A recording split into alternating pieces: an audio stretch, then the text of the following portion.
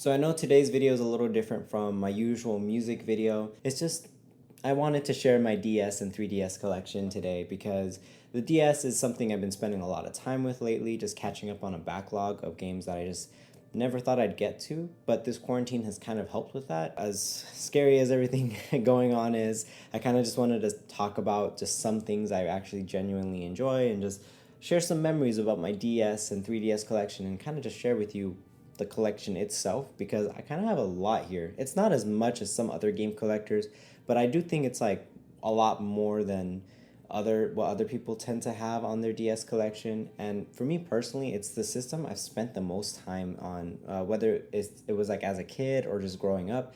I still spend a lot of this time with this console. I didn't even get a Switch until basically the beginning of this year, and that was only because I was waiting for a special edition Switch, and the Animal Crossing special edition Switch just came out. That was the one I ended up getting. Stayed up till 4 in the morning just to make sure I got one because those sold out hella fast. But this is my current collection at the moment, and I thought I'd be sharing it with you. But first, let's go ahead and talk about the first system that really got me into the DS line of games. And that is this Nintendo DS Lite.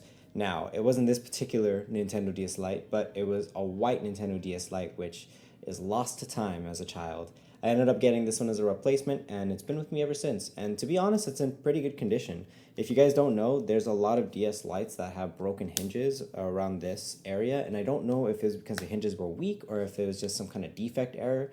But if you're looking for a Nintendo DS Lite, just be wary about the hinge, especially nowadays when collecting. These go for a lot cheaper than, say, Game Boy Advance games, Game Boy Advance systems, I should say. But they go for a lot cheaper than those, but they could still be kind of pricey, and you just want to make sure you get a pretty decent system. I mean, they still hold up pretty relatively well.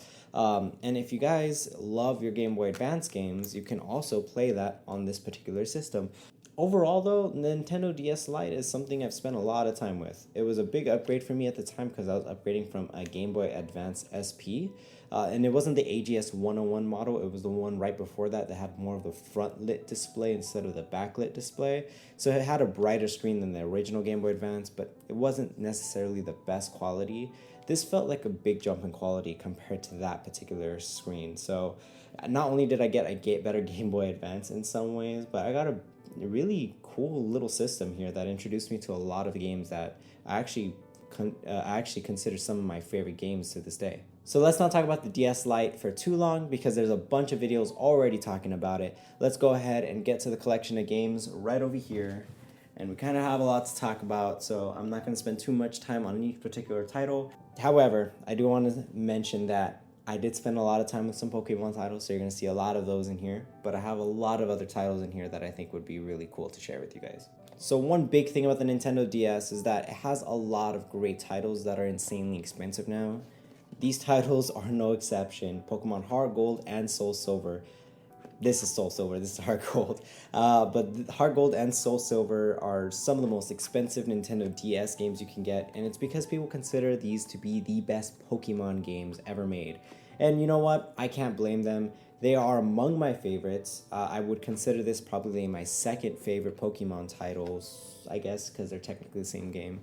I do like Soul Silver a little bit more. I have a little bit of that bias towards Lugia because of the movie growing up. I love these titles for a bunch of different reasons. It just introduced me to Gen 2 because I started Pokemon around Gen 3 on the Game Boy Advance era. I didn't play the Game Boy titles growing up because my parents didn't allow me to have a Game Boy. They didn't allow me to play video games in general until the Game Boy Advance era, which is a little bit later, but it was still, I was still a little bit late to the party. I still got my Gen 1 experience through Fire Red and Leaf Green. Those are pretty faithful remakes.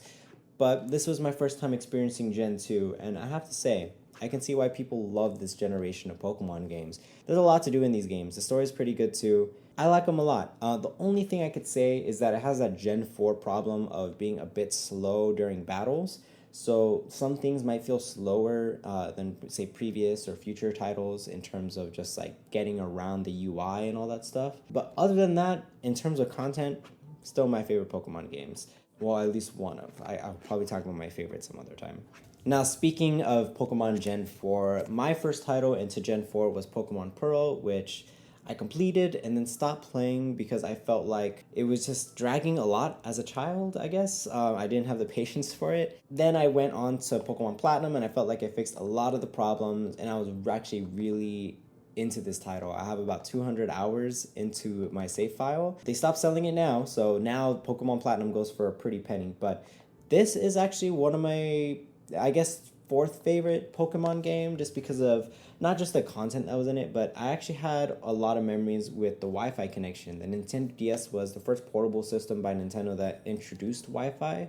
So this actually gave me a lot of, I don't know, a lot of fun memories just fighting people online, especially friends. That was really fun to do. I mean, the internet connection was always a little bit spotty, but somehow you can make it work, and it just felt magical at the time to actually fight across, states with your friends in a Pokemon title. It was just really cool, and I think this was the first title where I actually experienced that. But overall, just battle wise and content wise, there's a lot of stuff to do here, and if you have the patience and you just play a little bit at a time, I think it's fine. I don't think this is a binge worthy game because of how repetitive it could feel, but if you're playing a little bit every day, I think it's actually a really fun Pokemon title to get into. Alright, next on the list is Pokemon White and White 2. I don't have Black or Black 2. I wasn't the type of person that got both versions of each Pokemon game, but if I'm to be honest, this is my favorite Pokemon generation, and it's just mainly due to the post-game, and it just felt like the most refined Pokemon experience, in particularly White 2, which I'll talk about in a sec. But the original Pokemon White was something that, I was kind of not necessarily fallen out of the series with at this point, but when I first saw the Pokemon in this game, I really didn't like it for some reason. I just didn't like the designs of the Pokemon. I guess it kind of taught me a valuable lesson to not judge things based on its cover, because the story in White is the best Pokemon story, I guess. But at this point, it's not like obviously an amazing Pokemon story, or amazing story, I should say, because, it's Pokemon. It's, still for kids in a sense. But I don't know. It's just something about White and its story and just getting me to love certain Pokemon in this generation when I originally thought they were ugly. There's just a nice feeling about that I guess this Pokemon generation taught me a lesson, where White 2 it introduced all the other Pokemon from other generations. It brought them back in a lot of ways, and to be honest, it just has the best post game. There's so much to do in this game, and I could talk about these games all day, but I have a collection of games to get through, so yeah. Now, I don't have too much to talk about when it comes to The World Ends With You, because I'm actually playing through it right now as we speak. I started playing through it about a month ago, and I stopped for like a week because of some other things going on, but I'm actually going back and playing through this game now, and it's a really cool game. The story and the music is very unique, and I love the character designs. Tetsuya Nomura did get into these character designs and everything, and he is one of the producers on this, so he kind of, I guess, helped the director in some sense with the kind of style they want to go for. But he wasn't in charge of the story, so I don't feel like it's that convoluted of a story, surprisingly. And I love Kingdom Hearts, but I can admit when it's convoluted. I really like this game, but I don't have too much to say about it because I'm still going through it. I'll probably get back to you guys on this. I know there's a Switch port and there's an anime coming out, I think. But I really want to go through the original experience before I get into any of that stuff. So, yeah, I mean, World Ends With You so far, pretty good. Now, Kingdom Hearts 358 over 2 days is still one of my favorite Kingdom Hearts games, not necessarily for its gameplay, but definitely for its story. The story of Kingdom Hearts 358 over 2 days is actually one of my favorites because it's one of the few Kingdom Hearts games that still gets me emotional to this day, even though I know what happens in 3 without spoiling anything. But I still love the series, and this is definitely my favorite Kingdom Hearts story out of everything. It's just more contained. I don't want to spoil it for those who haven't played it yet, so I would just give it a shot. Now, I know this is kind of in the middle of the list, but I guess I should spoil to you what my favorite game of all time is, and that is Chrono Trigger, specifically the DS version. There's so much I love about Chrono Trigger. Its soundtrack is, like, beautiful. It's still one of my favorite video game soundtracks, and soundtracks in general of all time. Has the most concise Square Enix story I've ever played. I won't say it's like the deepest story, but it has a lot of deep themes and a lot of subtle characterization that you have to kind of just pay attention to. And that's really impressive because this game is getting up there with age. You know what I mean? It already can drink and it's starting to get to its 30s. To this day, Chrono Trigger is still my favorite video game of all time. And I mean, I can talk about that all day, but there's plenty of videos on that. I'll probably make my own someday because I love this game so much. But Chrono Trigger for DS is the best version to get if you can find it. It's getting harder and harder to find now, so if you can find one for a decent price, I'd recommend it. Now, this is kind of funny. I have 2 copies of Final Fantasy IV. Main reason being that this copy is pretty beat up and the game doesn't always work. It actually freezes sometimes, and I like this port so much that I ended up getting a second one just so I can play through it again without having to worry about freezing and not saving, because there are save points in this game. You can't just save anywhere you want. I got into Final Fantasy because of Final Fantasy 6, 7, and 9. Those were the first few Final Fantasies that I started getting into. But 4 was something I kind of skipped over and I kind of went back to and really enjoyed. Now, the DS version is the hardest one, so if you want to get into this, just make sure you are okay with challenging games. And, the graphics don't hold up nearly as well.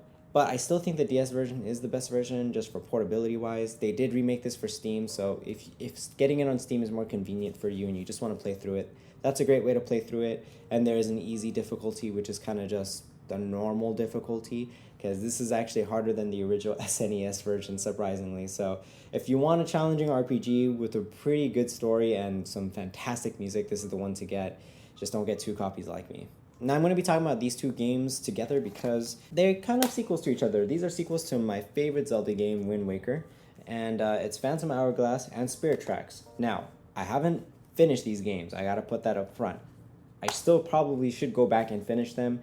But the thing is, to be perfectly honest with you guys, I don't like the gameplay as much. I like the story a lot though so far. It's just the gameplay is a little bit hard for me to get through just because I don't like only using the DS. Like, it's fine for a little while just going through the DS screen, but I don't like just using that. I kind of miss the standard controlling method. I heard Spirit Tracks gets better with this.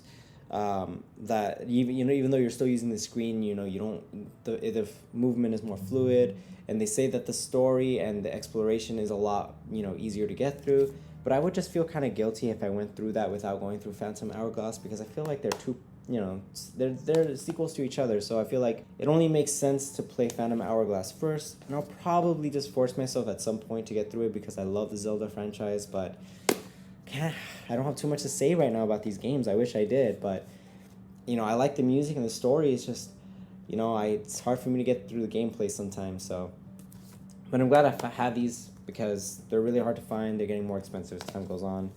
So I'm just glad I have copies of these. So there's not too much to say here, but I have Kirby Superstar Ultra, which is just a remake of Kirby Superstar for the Super Nintendo. Has a lot of mini games. You play as Kirby, you suck things up, you kill people. It's really easy. It's a, kind of a chill and relaxed playthrough.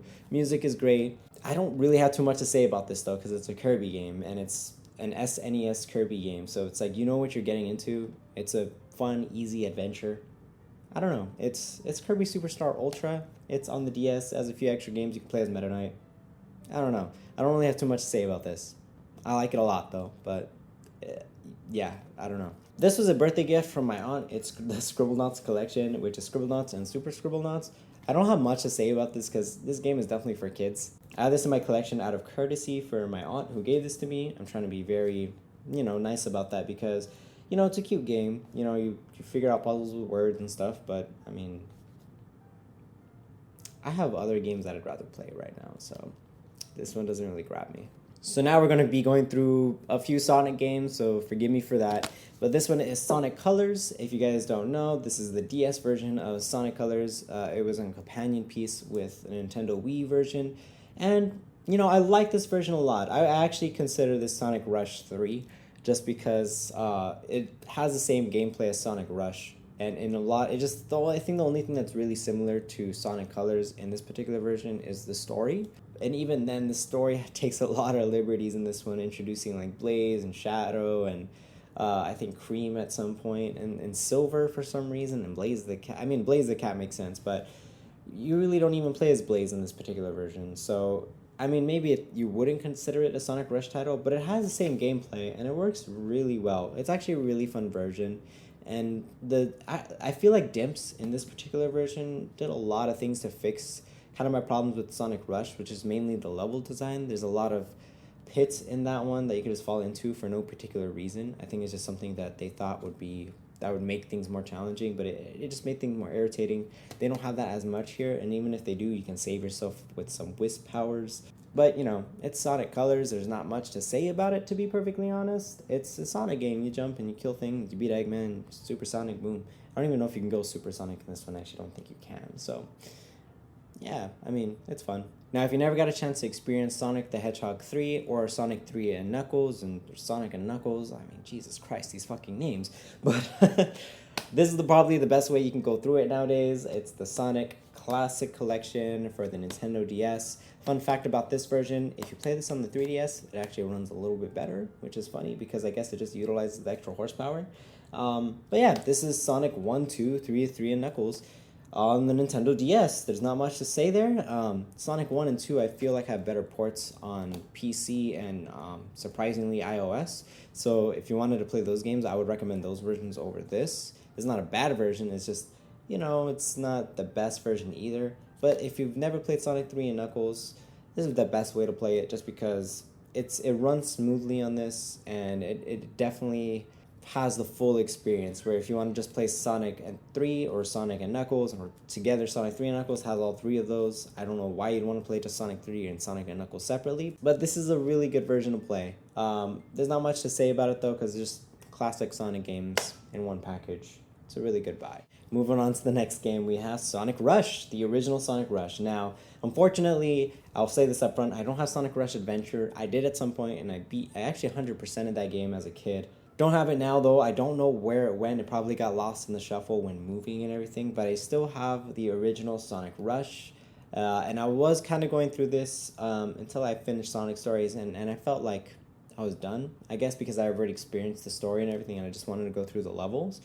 But this is a really fun Sonic games. Like I said, it does have a weird problem with Dimp's fetish for bottomless pits, I guess, in Sonic games, and that's not really fun because sometimes you could boost really fast somewhere and just like fall in a pit. It's really frustrating at sometimes, but other than that, I don't think that's a problem with most of the levels. It's just a problem with like the later levels in the game, and even so, it's still a really fun Sonic game with a pretty decent story, and there's some pretty good character writing in this. But it's still Sonic, you know, it's still running, jumping, fighting Eggman.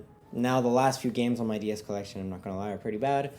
Unfortunately, Sonic Chronicles The Dark Brotherhood is one of them. I was actually looking forward to this because I was growing up with Sonic as a kid. I grew up with Sonic a little bit more than Mario, just to give you where my headspace is at. But I was also really into RPGs at this time. Again, I just completed Chrono Trigger and Final Fantasy IV.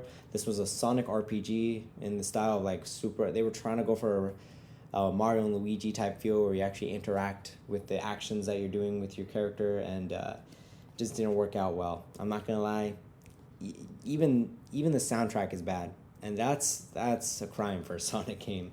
I don't like the soundtrack. I don't like the graphics. The story kind of sucks. The presentation's weird.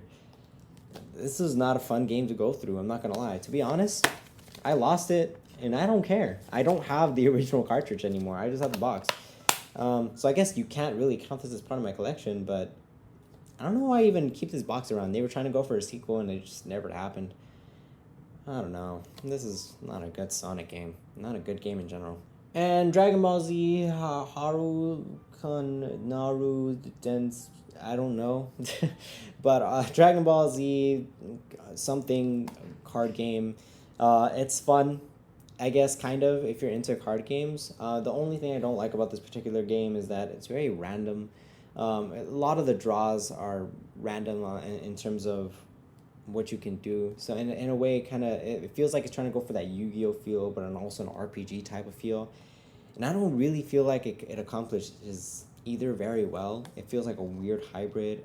It's fun to go through the classic Dragon Ball Z story and to see the Dragon Ball Z sprites, like your Goku and Vegeta as a sprite. That's fun, but I don't know, just something about this particular game just didn't really grab me. I couldn't really finish it. And yeah, I mean, it's not bad if you're into card games, but it's not great either. And I guess I got it because it just had Goku and Gohan on the cover. The Cell Saga was my favorite arc, so I guess it just didn't pan out well for me. And the last game I have on the list, I don't even know what's in this. Oh, it's my second copy of Pokemon Platinum. Isn't that funny? Yeah, so I have a second copy of Pokemon Platinum. I don't know if I already mentioned that. It's because my original copy had some issues. I was thinking about selling this copy, but I feel like it's nice to have like a spare copy lying around just in case something happens to the one that's currently working and see what I can do about it. I don't know. I guess I have two copies of Pokemon Platinum as well. Maybe I should sell it or something. I don't know. It doesn't really have the slip. I thought I lost this. Now to move on to my even smaller collection of Nintendo 3DS games. This particular one I have is the Pokemon edition of the new Nintendo 3DS XL. It has Pikachu on it. I guess you could call it the Pikachu edition. Yeah, Pikachu Yellow edition. That's what this one is called. I had to kind of look at the box. Funny thing about this particular version is the UAE, Malaysia, Saudi Arabia, and Singapore version. Now, if you're wondering how are you able to use that, isn't the system region locked? Yes, the new Nintendo 3DS XL is region locked along with the other 3DS systems. But for some reason, the Malaysia, Singapore, Saudi Arabia, and UAE one is an American one, surprisingly. So if you're looking for a cheaper alternative to getting a North American Nintendo 3DS and you want a special edition, try to look for this sticker over here. It kind of has everything you need. It's kind of blurry, but I'll probably show a separate clip of that. If you look for that sticker, you're guaranteed to get a North American one. That's what I've learned by getting this. It was actually for a pretty decent price too, because these are getting more expensive as time goes on, especially the new Nintendo 3DS XL systems. I know they still sell the new Nintendo 3DS XL systems. For me personally, I did have one. I had the Pokeball edition of the Nintendo 2DS before this, but I just hated the fact that the speakers were firing downward and they were just rest where my palm is. I really thought the speakers here were a big upgrade, and I also just found this system particularly more easy to hold, even though the new Nintendo 2DS XL is more portable. So I've had quite a journey with this little system over here. And when I say little, I mean that not literally, but because this system is quite big. If you compare it to the new Nintendo 3DS and even just the regular 3DS and DS Lite even, this is a really big system. And I haven't been playing this one in particular because I've been playing on my Nintendo DS Lite. But I'll admit, this one's a little bit easier to hold. The reason why I like playing DS games on the original system is because for me it just looks sharper because it's on a screen that it was meant to be used, and on this it feels very blown out. And playing World Ends with You on a very blown out screen, I feel like I'm not getting the best experience. I feel like I'm getting a really decent experience on the DS, but it can play DS games if you don't have a DS lying around. A 3DS is still a great alternative. It does look blown up. It doesn't look terrible. I just prefer it on the DS Lite. That's just me personally. I'm a very picky person when it comes to technology, so that's something to know about me. But yeah, let's not talk about the 3DS forever. Let's go ahead and talk about some of the games I have in this collection.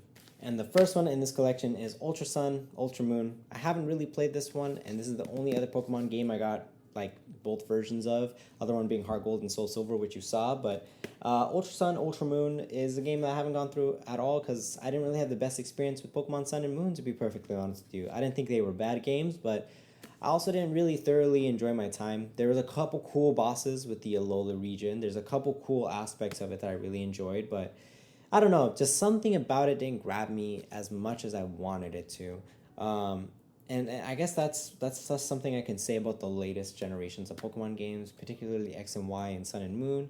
I haven't played Sword and Shield yet, not because I don't like it or I'm boycotting it, but just simply because I just haven't had the time to get it yet. And I don't want to spend the money because I'm also playing through a bunch of other games and I'd rather get through all this first before I move on to that. So, Ultra Sun, Ultra Moon, not much to talk about because I haven't played it yet. But at least I know a little bit about my history with it.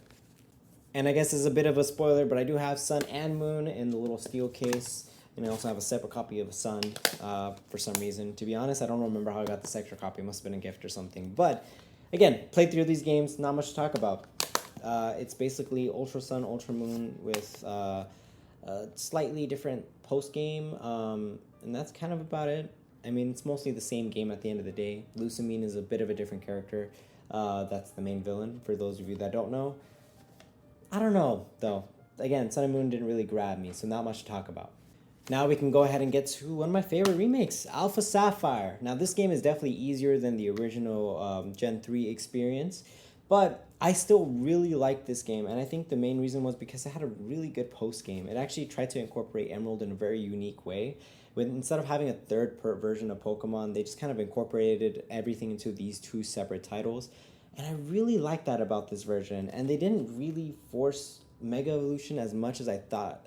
They still kind of forced it with your starters, and maybe a couple other Pokemon, but it's not as bad in this particular version, to be perfectly honest with you. You don't have to use it, and in fact, maybe the only time you'll have to use it is towards the end when you're fighting other gym leaders that have Mega Evolutions and other, Elite Four members and all that stuff, but it's not really a thing in this one, and I kind of like that because, I don't know, for me, Mega Evolution just made things way too easy for me personally. But I really like this version. I don't know why. And I've been thinking about replaying it, but I kind of want to go through the original Gen 3 experience before going back into this and then just kind of compare it and judge it for, like, kind of what I think of it, I guess. I guess just take the time to look at it through my own critical, analytical lens. Even though I'm not a professional reviewer or whatever, I still like to look at games critically, and I like this one. Pokemon X and Y. I had a lot of good times with this, but that was mainly due to the online factor of this and seeing Pokemon in 3D for the first time. If I'm to be honest, I don't like Mega Evolution that much in the series. Yeah, and I feel like they're holding your hand the entire time. I don't know if it's because they expect people from the Gen 1 and 2 era to come back to this one because Pokemon were finally in 3D and they just wanted to make everything more accessible to them, and just like catch them up to speed with everything. But I don't know. They did some great things in this. They introduced a way for you to see your EVs for those that were into that. And, I was kind of into that for a little while and I just kind of fell out of it. I don't know. I guess I play games more for like the story aspect and for the music experience nowadays. I don't really just play things for competitive purposes unless it's Smash. That's a different topic. Smash is just like another experience altogether, but this is the one Pokemon to get if you just want to catch yourself up with everything because it does a good job with that. Other than that, there's not much here. I think you could still have some fun online with it, but again, there's not much to do anymore with this particular title because most people are into Sword and Shield now. So yeah, that's kind of it. Now, if we're going to talk about the most underrated title on the 3DS, for me, it's going to be Radiant Historia Perfect Chronology. This is a remake of Radiant Historia for the original Nintendo DS. Fantastic RPG. I can't stress that enough. It's actually part of my top 5 favorite games of all time now after playing through it. And it's just because the characters are written very well. They're not written in that typical JRPG anime fashion where the hero is some teenager that has some mystical power or whatever, or it's just the hero in this is like a war veteran, he's like in his 30s, I believe, and there's no forced romance, which I very much like. There's great characters. You really feel bad for some characters. It has a very cool time travel plot to it. And usually I don't even like time travel plots besides Chrono Trigger and Back to the Future and a few other exceptions. This one did it very well in my opinion. It's probably one of the best time travel experiences I've ever had. And I think it's mainly due to the fact that it doesn't really...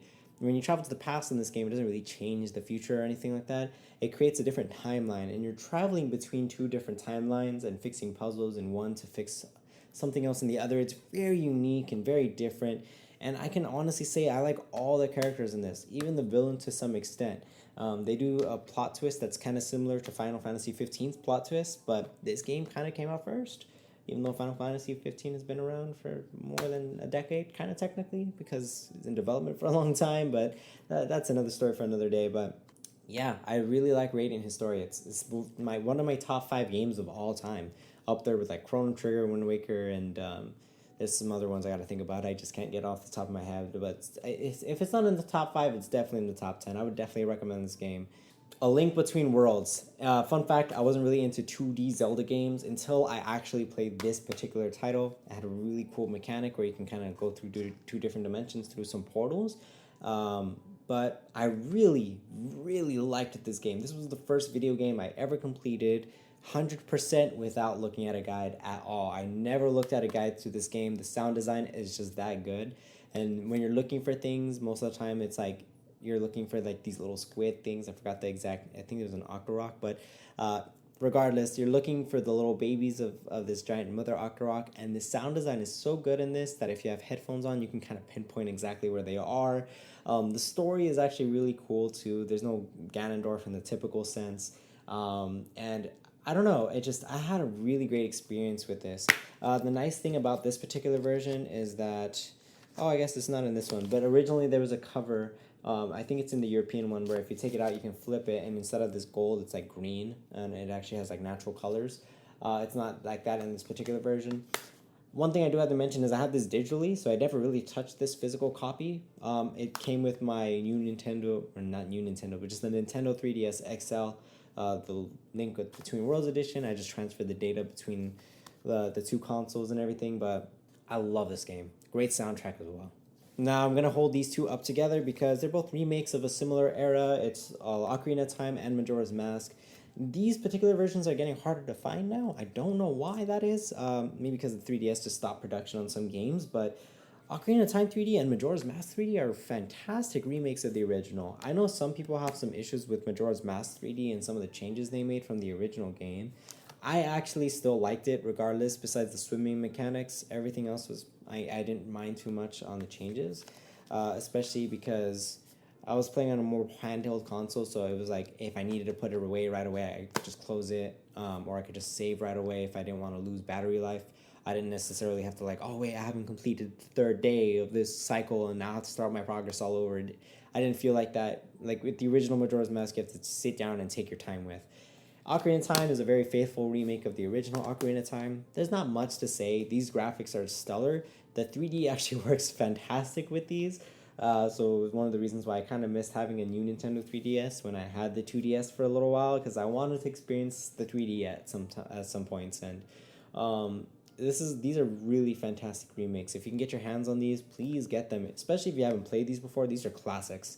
Now, Kingdom Hearts 3D Dream Drop Distance. You know me, I have every single Kingdom Hearts game. I'm a big fan of the story and everything. I love Yoko Shimomura's music. I will support her through anything. And Kingdom Hearts 3D is a good Kingdom Hearts game. I say it's actually better than some of the previous entries, like Recoded.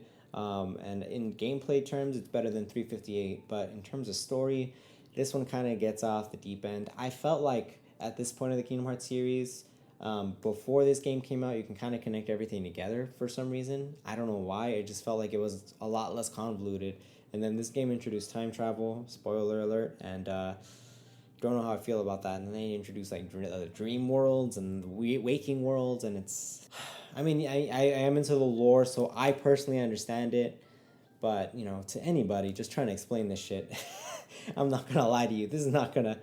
This game makes everything really confusing for a lot of people, and I think it's the point where Kingdom Hearts fans kind of diverged when this game came out. But yeah, I mean, it's still a fun game, and the story is still pretty good, to be honest, for the most part, for me personally, but a lot of people, it might not be for everybody, is what I'm trying to say. Now, these games go hand in hand together because they have a lot of similar things. The Rhythm, Final Fantasy, fun fact, the most time I spent on my 3DS has been with these two games. It's mainly because I love Final Fantasy music, and this was such an easy pick up and play game that I just accumulated hours and hours over time. Between these two games, I spent over 300 hours, which some people might not be a lot, but to me, that's a lot to spend in a video game. Especially a game where it's just like a rhythm game where, you know, you're just tapping and playing different songs. But you know me, like, I'm really into music and everything. The one thing I will say about the original Theatrhythm is that I felt like it has a better front case than Theatrhythm Curtain Call. But I will admit there's something about this particular title that kind of bugged me because it had such a small song selection that I bought a bunch of DLC, maybe $25 worth of songs of DLC in this particular title. And I felt like I wasted my money when I got this because this had all the DLC that this one had, except for the exception of Somnus, which is a really shitty because I really like that song and I felt like it deserved to be on this, and even as DLC on this one would have been great. But this particular title was fantastic because it had all those other titles that had a really cool RPG mode into it. It had DLC from other Square Enix titles, so if you liked Nier, or say the Secret of Mana Seiken Densetsu series, Secret of Mana 1, 2, and 3. I mean, that's not what they're called, but you know what I'm trying to say, Trials of Mana, whatever. They had some songs from other, Kingdom Hearts, not Kingdom Hearts games, but other Square Enix titles, like Chrono Trigger was a big one, and I don't know, I really like that about these games, that they had all those, extra content from like other Square Enix titles, but I had a lot of the Final Fantasy one into this one, and I think this is the one I spent the most time on. And again, it's just because I love music so much. This is a music-centered channel for the most part, and this was the game I spent the most time with. I actually learned a lot about other Final Fantasy music just from this game alone, and I can't thank it enough for that. Now, Final Fantasy Theatrhythm and Theatrhythm Curtain Call are the games I spent the most time on my 3DS. Then Animal Crossing New Leaf is number 2 in that slot. I spent about 250 hours in this particular title, which again is not much compared to other people that spent thousands of hours in New Horizons already, and it's only been out for a little while. But I don't know, New Leaf was a game that I didn't expect to love because I had never played an Animal Crossing up to that point, to be honest. I've heard like the soundtracks and everything because, I'm always looking for video game soundtracks to listen to, and I liked a lot of KK Slider's music.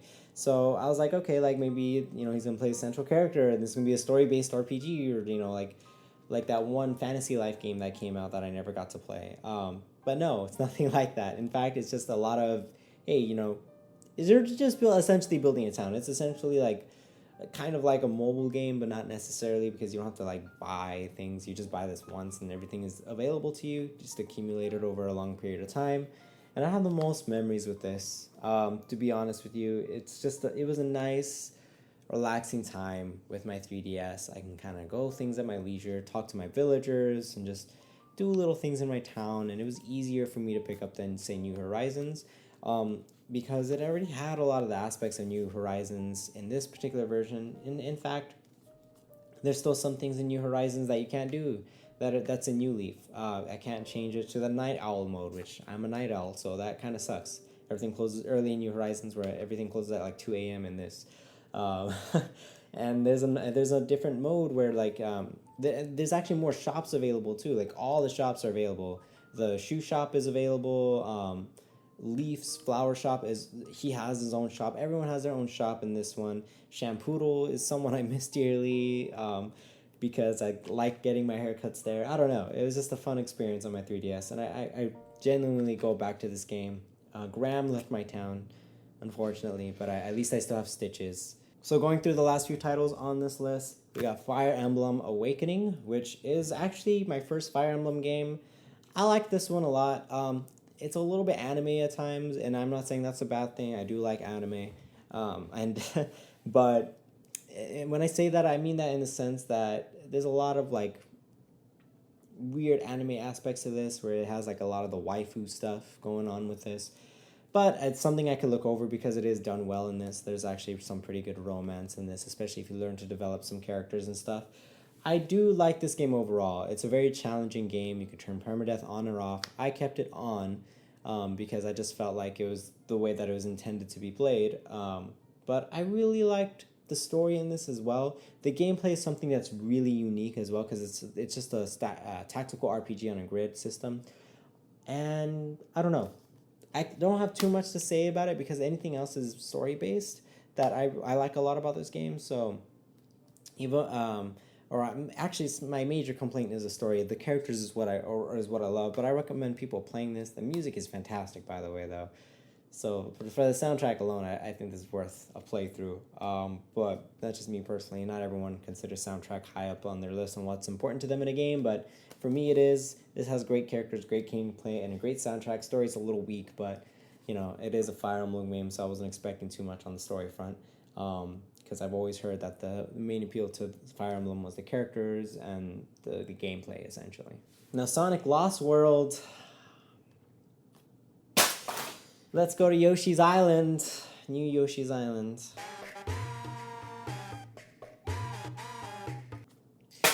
So let's go ahead and talk about Xenoblade Chronicles 3D, because this is the only new Nintendo 3DS exclusive game that I have physically.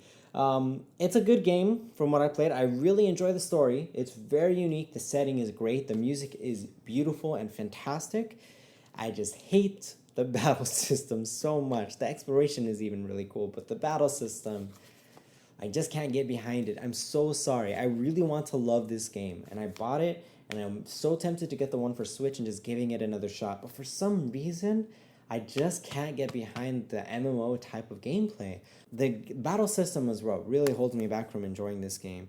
Again, I really love the music. I really, really love the music.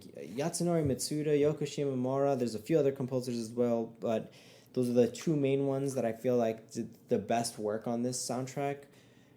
Just wow, you know, like that alone, and the way that people talk about the story is something I really want to get into, and just it's the main reason why I want to play it. But it's just I don't like the battle system. It's so hard for me to get into. So I don't know. I'll have to get into Xenoblade Chronicles another time, maybe on the Switch. Who knows? I don't know. I want to get into this. I'm so sorry. Please don't hate me. Whew. Well, that was my DS and 3DS collection.